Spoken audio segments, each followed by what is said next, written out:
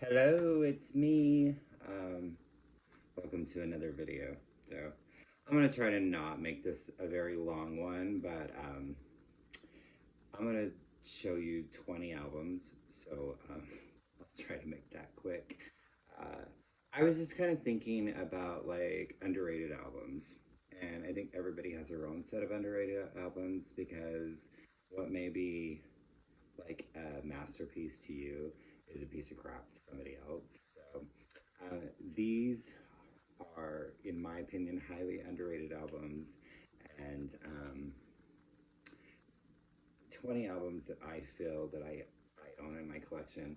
There are other albums that I wanted to talk about, but I don't have them on vinyl, and I wanted to keep this to albums that I own in physical format, and obviously vinyl is the format that I'm choosing. So, um, you know, I could throw out Judy Bats. I mentioned it recently. Down in the Shacks where the satellite dishes grow. That is a perfect album, but I do not have it on vinyl, so I won't be showing it or talking about it. So I'm gonna get going.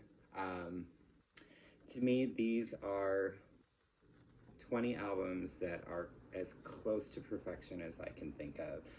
Might be a couple duds on the albums, but when I think of a perfect album or I think of completely underrated, it's an album that people may not be familiar with that is just fucking brilliant.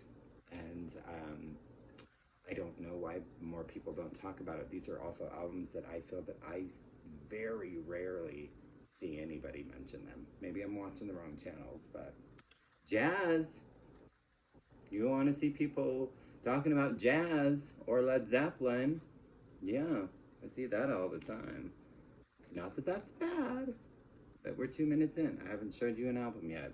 So, from 1992, um, Katie Lang is one of my favorite, like, voices.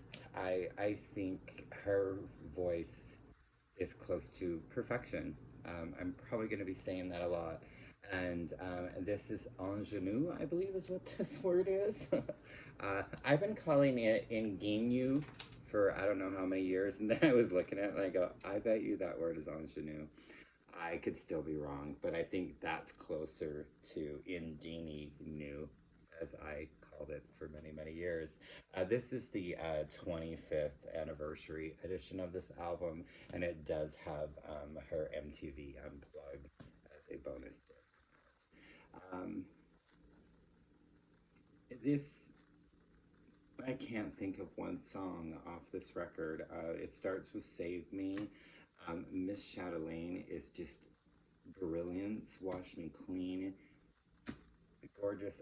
Honestly, the only song I really don't care for on this album is Constant Craving.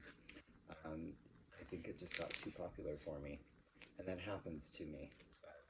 But not always. The song could be really, really popular, and I still love it. But Constant Craving, I think it's just one of those that it seems to be the only song people really know of Katie Lang's, and she has a brilliant catalog. She's just phenomenal. A debut album from 1988. So this is Edie Brickell and the New Bohemians and Shooting Rubber Bands at the Stars. Um, the big hit off of this, of course, was What I Am. Circle was another single off of this record. There is not one song I do not like off this record. Nothing, Air December, The Wheel, Keep Coming Back. It's just absolute perfection. I I had the cassette tape. I bought that in 1988, and I have never stopped. I'll break this record out probably 2 or 3 times a year. I cannot stop listening to it, and I don't feel like enough people talk about Edie Brickell. She's just spectacular, and the artwork of that is just so groovy. Um, This is a reissue. This is her 1994 album, and this is Tori Amos, Under the Pink. This is her second full length record, and I loved Little Earthquakes, but when this record came out, I thought I was going to die. It was so good. I mean, it starts off with pretty good year. The single God, God, you just don't come, God, sometimes you just don't come through. And it just resonated with me at that point in my life. I was, what, 21 years old and, um, yeah, I was 21 in 94. Um, and I was questioning my faith and my sexuality, and I was so much, and that song just resonated with me and spoke to me, and I was like, sometimes you don't come through. I don't blame him. The waitress, baking a cake. Oh my goodness, cornflake girl.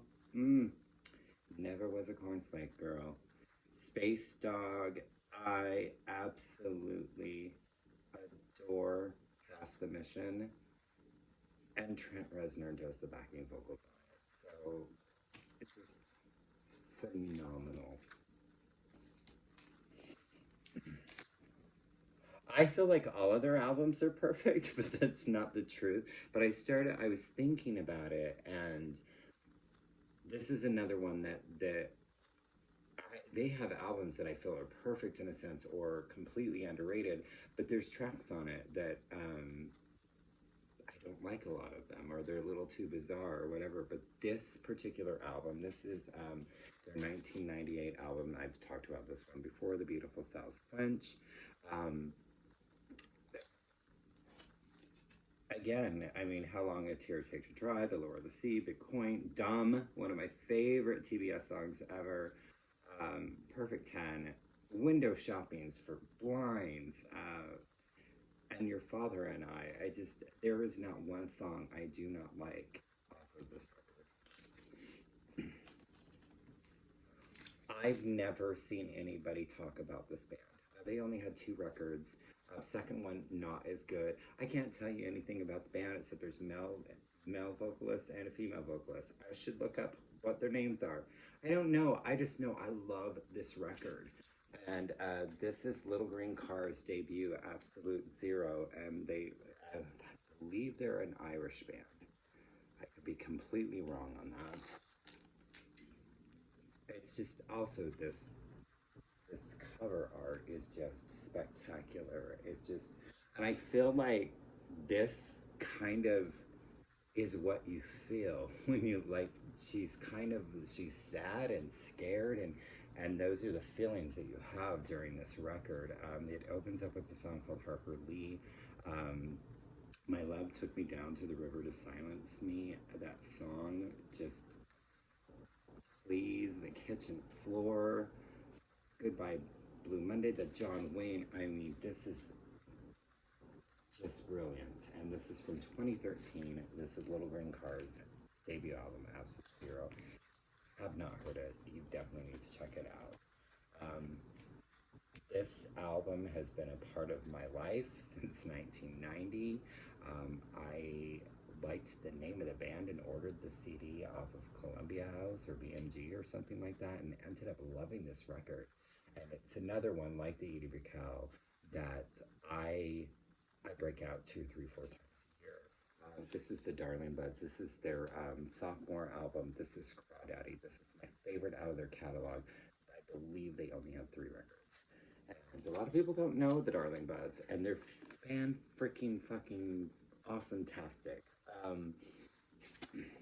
It opens with It Makes No Difference, Tiny Machine, Crystal Clear, You Have to Break My Heart. The song You Won't Make Me Die is just a little bit of heaven. There's not a bad song off of this record. So if you have not, I don't know, maybe shoegaze, I don't know how to describe them. Again, I called everything alternative. It was all alternative to me. It was stuff that nobody else was listening to. It was alternative to them, so that's what I categorized everything I listened. No, not synth pop. There's no synth really. It's guitar driven, but fantastic record. From 1998, more Chivas. This is their second album, I believe. Big Calm. This is still my absolute favorite out of their catalog. It is the first record I heard of theirs. Sky's voice is just so angelic and just perfect.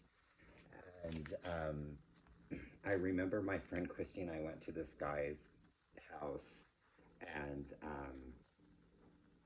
I think I might have fornicated with him that night, but that's not the story. He worked at a restaurant that we used to go to all the time, and we ended up hanging out with him. And he was playing this album, and her and I were just like, "What?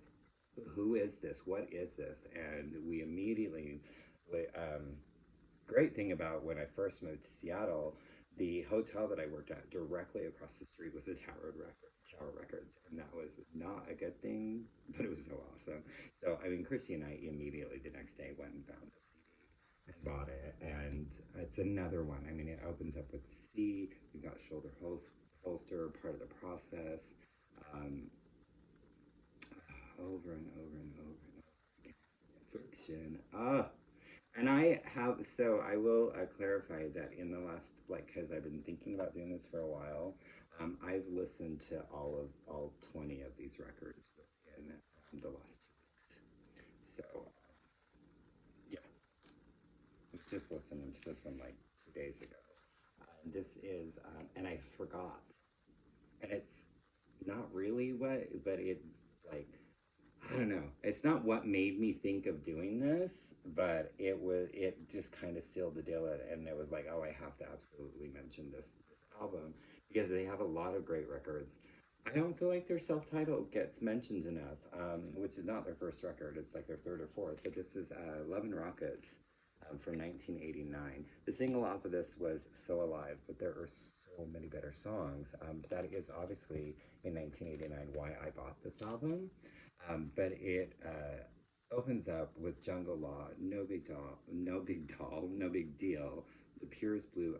Motorcycle is this trippy, like, up and down and all over the place. And um, I feel like I Feel Speed kind of goes into that.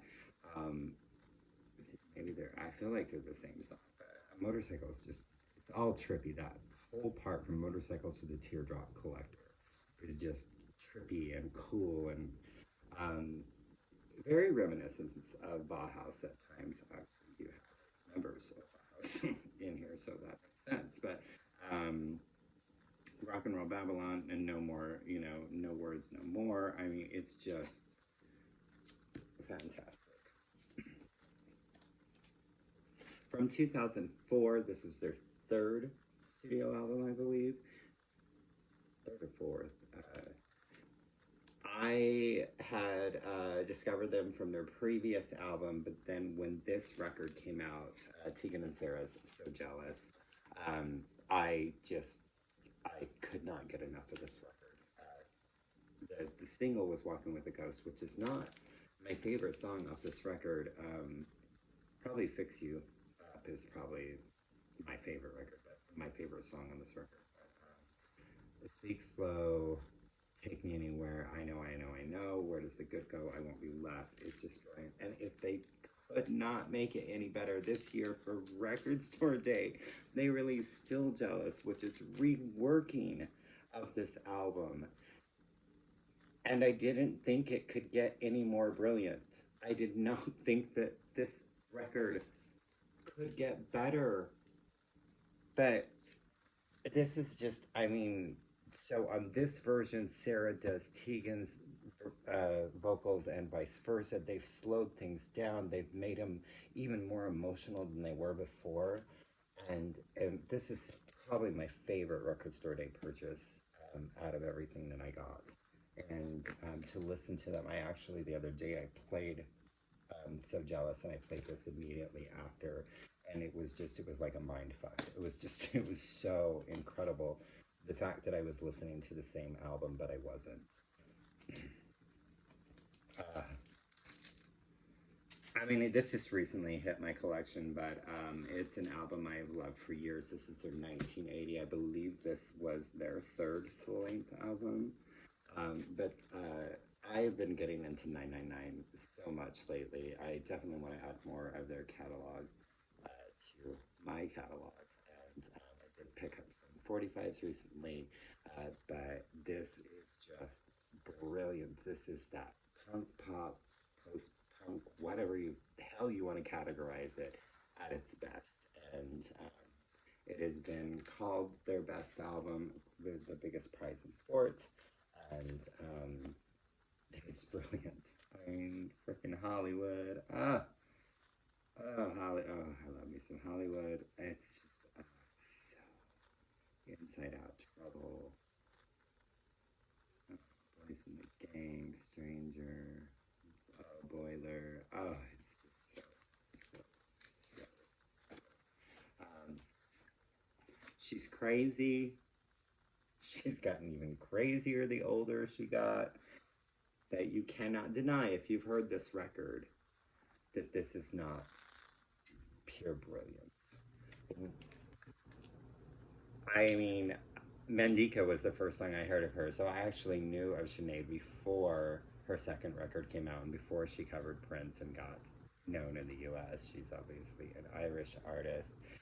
The Lion and the Cobra is just, it's another one of those records that obviously I've been listening to this record since it came out in 1987, and it's another one that I revisit 3, 4, 5, 6, 7, 8, 9, 10 times a year.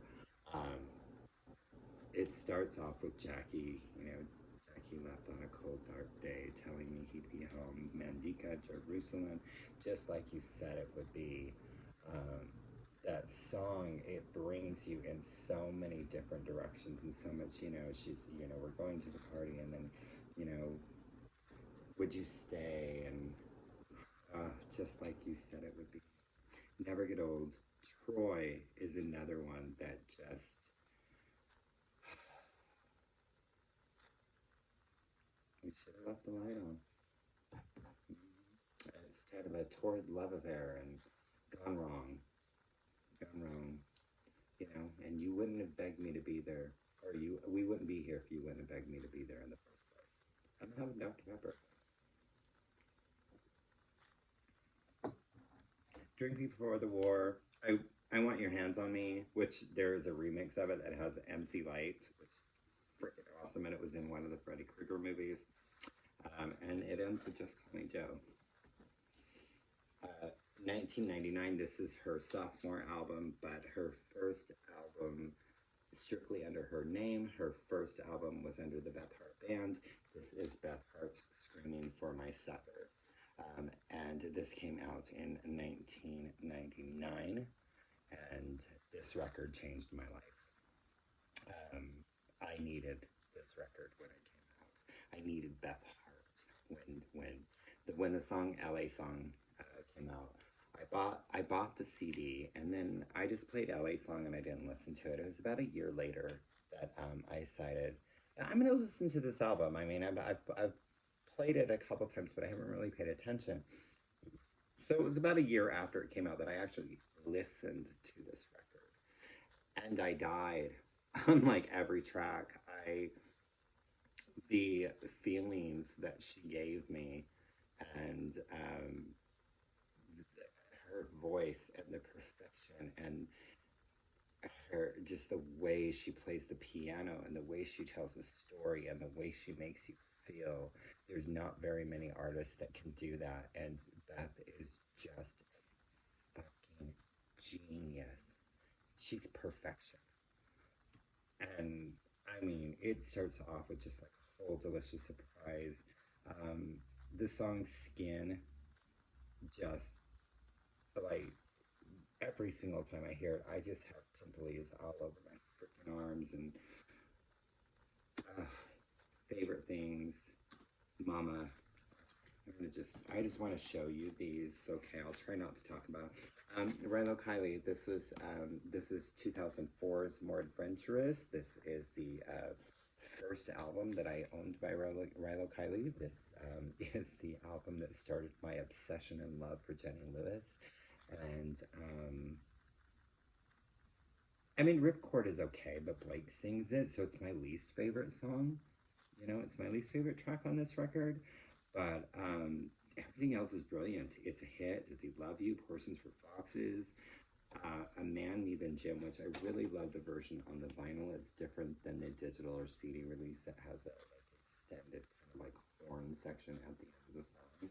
I think Blake says something, but yeah, this is what really, this record is really what started my love, which I already loved her as an actress, but then when I realized she sang, yeah, this is what this album is to blame for my love for this.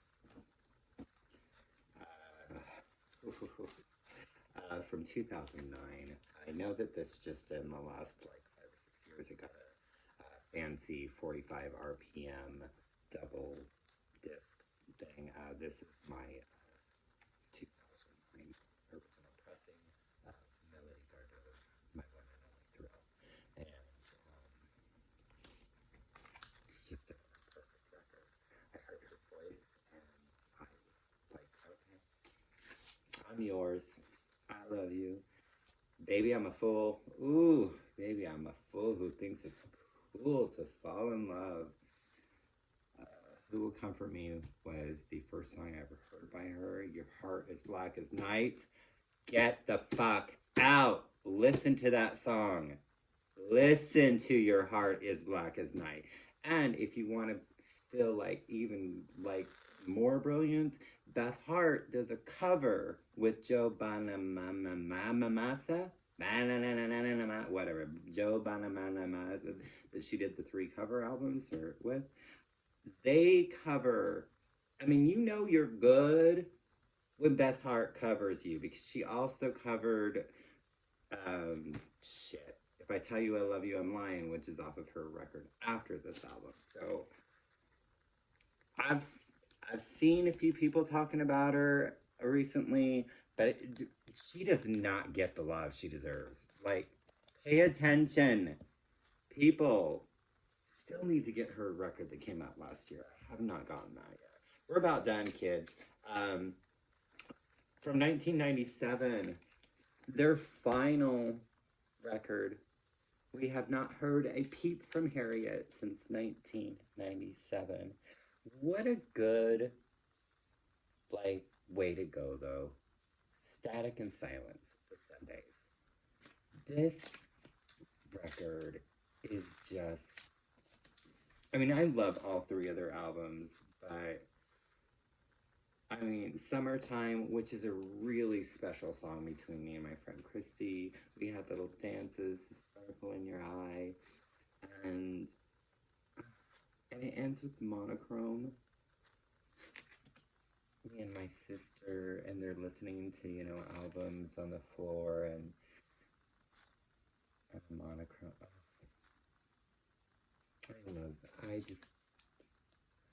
I'd die if they ever released any new music. I don't understand. I know she had to, like, raise her family and all that stuff, but yeah. Static and Silence. The Cardigans, Gran Turismo. This is from 1998. Nina. I feel like I'm saying perfection a lot, but I feel like these, you know, she has one of those voices. And this was their 4th, I think their 4th album, so Gran Turismo.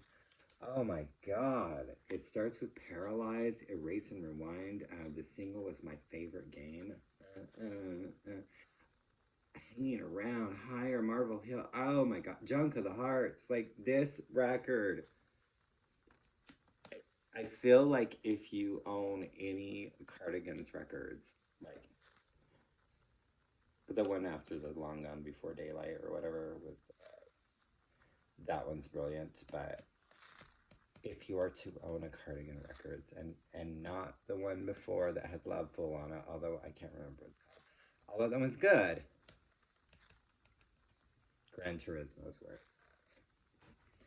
I went back and forth on which one. But I did feel like I wanted to mention this band, and I was looking, and then I listened to them, and I'm like, okay, I really, really like this other record, but this one is a little more perfect to me. And this is from 1984, and this is Echo and the Bunnymen. Ocean Rain. First off, brilliant cover. Look, they're like in this little boat and they're like in this cave. And I think Ian might be puking over the side there. Or he's looking at fish. I'm not sure, but I think that's Ian. It's hard to say. Or is he in the middle? I can't tell. So, Nocturnal Me. Listen, I'm hoping y'all are familiar with this record. But if you're not, at least listen to Nocturnal Me. This has The Killing Moon, Seven Seas, first the title track. Yes. From 1997, their self-titled but second album. Portishead. Dummy is also brilliant, their debut record. They only had 3 albums and then a live album. And the third one, which I think is called Third or Three, my least favorite out of the 3, but it has some decent shit on it. This, that trip hop, whatever the hell you want to call it, Beth is just, oh, hell. Just so freaking, listen to this record. All Mine, Over, Cowboys, Only You. Oh, just listen to it. Yeah, I gotta mention him. From 1990, this was his second solo record. And he does have an album in his catalog, which is finally being reissued on vinyl next, no, is it June yet? No, in July. I gotta hurry up and pre-order that. I'm gonna miss out on it, and then I'm gonna be pissed, but Older is finally coming out. So, George Michael's Listen Without Prejudice, and yeah, perfection. Absolute perfection. And I didn't think it could get any more perfect than Listen Without Prejudice. And then he released Older. And yeah, this is my like one of my babies. This is my 1990 OG UK press, and yeah, this is my. I am not the only owner, but I'm the only person that has listened to this record because it was sealed when I got it. Praying for Time. I think we still need that song.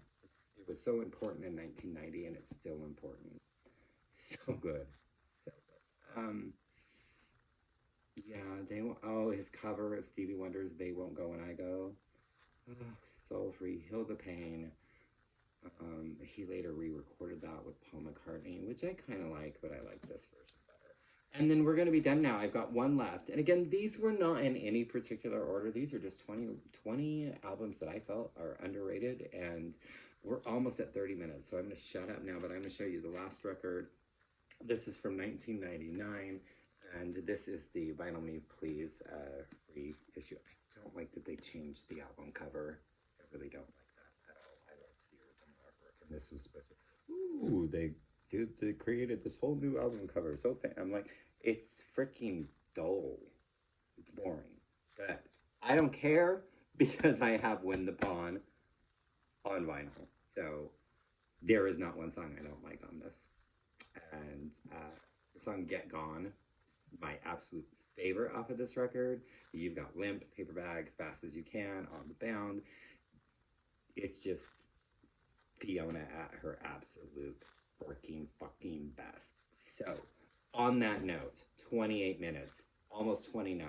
I hope everybody's awesome. Leave me some comments. Tell me if you agree on these. Tell me some albums that I might have missed that you think are underrated or perfect in your opinion. I'd love to hear what you have to say. So, thanking you.